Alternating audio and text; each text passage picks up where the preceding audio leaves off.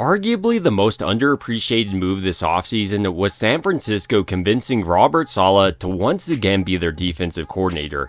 In my opinion, he's a straight up defensive genius. Not only can he make the schematical adjustments necessary to shut down basically any offense in the NFL, but he also is a true player's coach in the way he motivates and develops over time. A perfect example of this is Chazz Surratt, who used to be a quarterback during his college days and really needed to develop at the NFL level to be successful as a linebacker.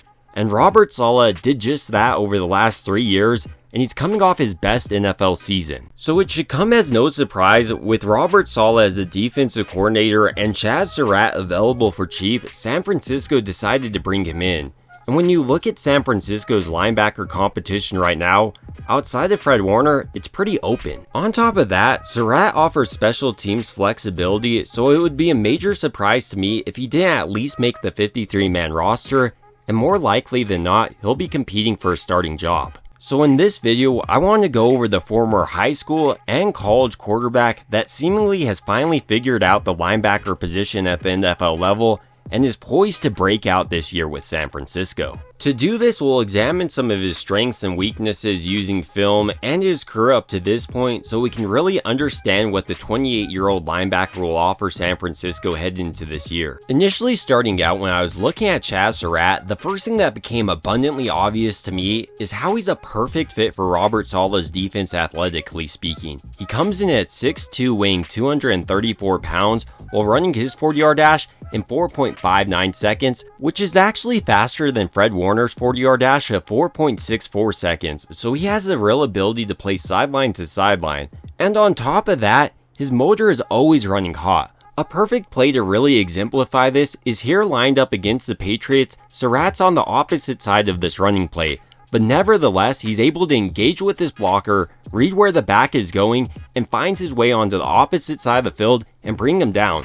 This not only showcases his speed, but his ability to really go all out every single play. Athleticism really has never been the question with Surratt though, but more so his instincts at the linebacker position given how late he transferred over to playing it.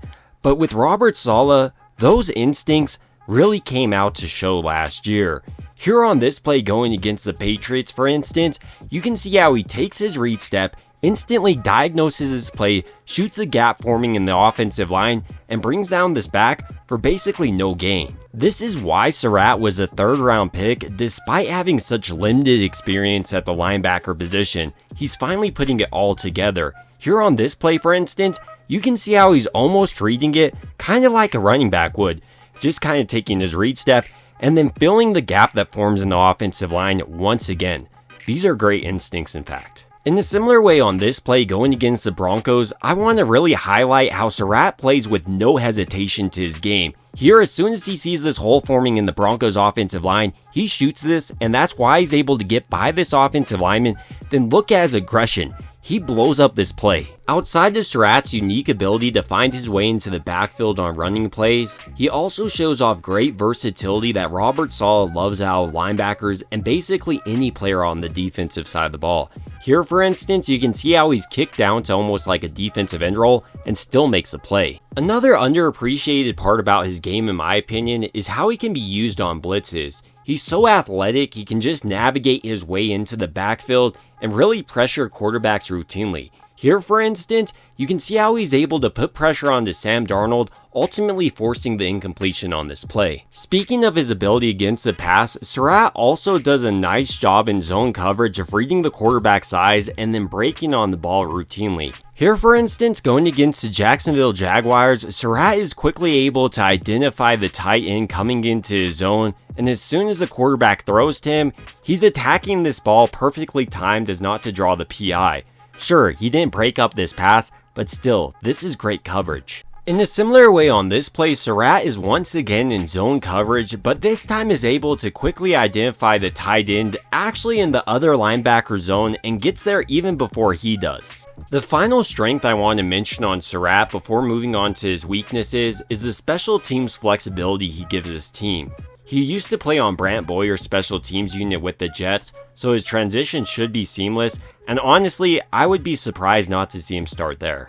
Outside of all these strengths, Surratt does have some clear weaknesses to his game, probably the most notable just being his lack of experience at the position.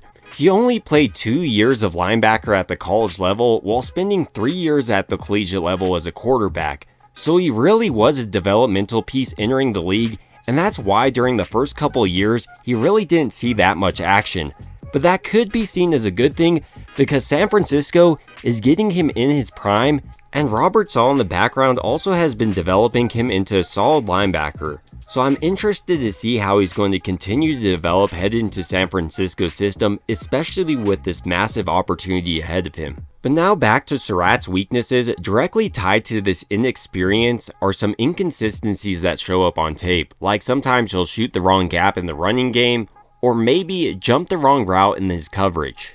The final question I have about Surratt before moving on to his career up to this point is really just if he's going to be able to hold up to an NFL workload. Last year, while it was his breakout year, he only had 28 total tackles. Still though, when I'm looking at him as a player, I see a player with a ton of potential that was finally unlocked a little bit last year and has the potential to continue to be unlocked this year with Robert Saleh as his defensive coach. But to fully understand the player that is Chazz Surratt and what San Francisco is getting headed into this season, I did want to break down his career up to this point because it is such a unique path to being a linebacker. When we were first introduced to Surratt, for instance, he was playing quarterback at East Lincoln High School in Denver, North Carolina, and he was pretty good at it.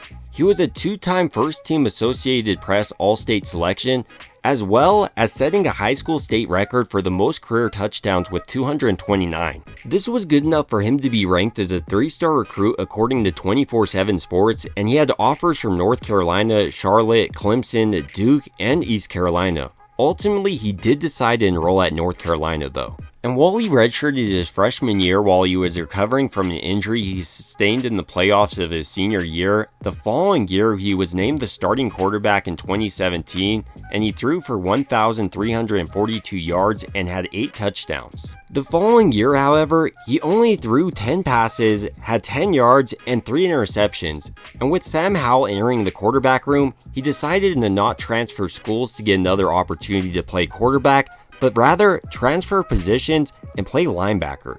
And honestly, it took him no time to catch on. He was the ACC Defensive Player of the Year, earning first-team All-Conference honors after leading his squad with 115 tackles, 15 for loss, 6.5 sacks, and also intercepting a pass. The following year in 2020, as a senior, Chazz once again put on a show. He started in 11 games, recorded 91 tackles, 7.5 tackles for loss, and 6 sacks, including once again an interception.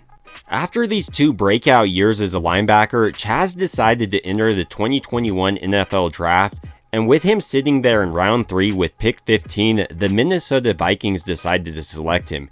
And to no one's surprise, he needed development as a rookie, but the Minnesota Vikings decided to cut him after his first year. The Jets then signed him and steadily have been bringing him along, and now once again reuniting with Robert Saleh, I could see him having a true breakout year, especially with the opportunity in front of him. But ultimately, these are just my thoughts on San Francisco signing Chazz Surratt, and I'd like to hear your thoughts down below. It would also mean a ton to me if you could like and subscribe, and as always, I hope you guys have a great rest of your day.